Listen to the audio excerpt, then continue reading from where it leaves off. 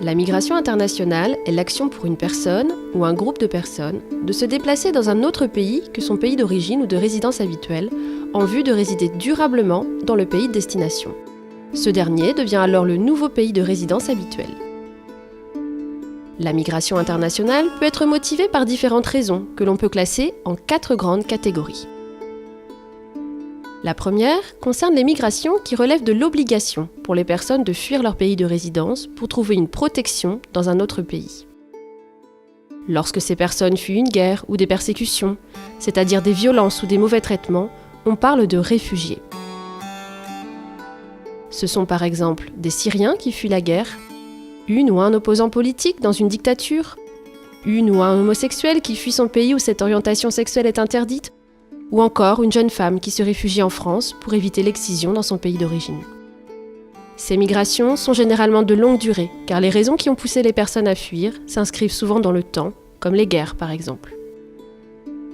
Il existe aussi le cas des personnes qui sont forcées de quitter leur pays à cause d'événements climatiques sérieux, tels qu'une sécheresse, une inondation, une tempête. Liées au changement climatique, ces migrations sont souvent temporaires et s'exercent sur une courte distance car il s'agit principalement pour les personnes affectées de trouver un abri provisoire avant de retourner chez elles. La deuxième catégorie concerne les migrations familiales. Il s'agit de personnes qui décident d'accompagner ou de rejoindre un membre de leur famille qui réside dans un autre pays. C'est le cas de l'époux, de l'épouse et des enfants d'un citoyen français ou d'une personne étrangère qui réside déjà en France. La troisième catégorie concerne les migrations à caractère économique. Il s'agit de personnes qui vont exercer une activité professionnelle, un travail, dans un autre pays. Cette migration couvre de nombreuses situations. C'est l'ingénieur informatique indien qui travaille dans une grande entreprise européenne. C'est le chef d'entreprise français qui dirige une manufacture aux États-Unis. C'est le médecin africain embauché à l'hôpital.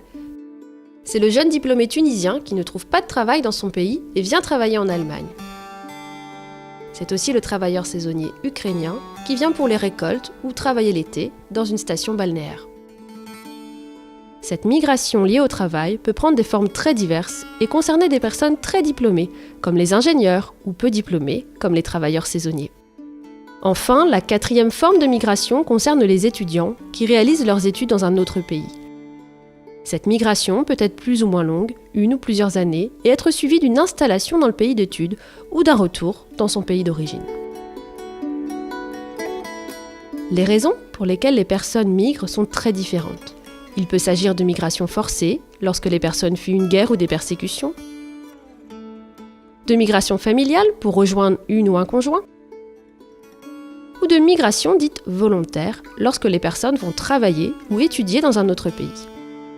Mais ces migrations sont aussi de durées différentes, plusieurs années, voire à vie pour les membres de la famille, ou quelques mois pour les travailleurs saisonniers ou les personnes déplacées pour raisons climatiques. Il faut souligner que ces catégories correspondent aux migrations dites légales, c'est-à-dire des personnes autorisées à entrer dans un autre pays. Elles ne concernent pas les personnes dites en situation irrégulière, c'est-à-dire qui sont dans un autre pays mais qui n'ont pas été autorisées à y séjourner, soit qu'elles ne remplissent pas les conditions requises, soit parce qu'elles ne sont plus autorisées à y séjourner car leur droit au séjour dans ce pays a expiré.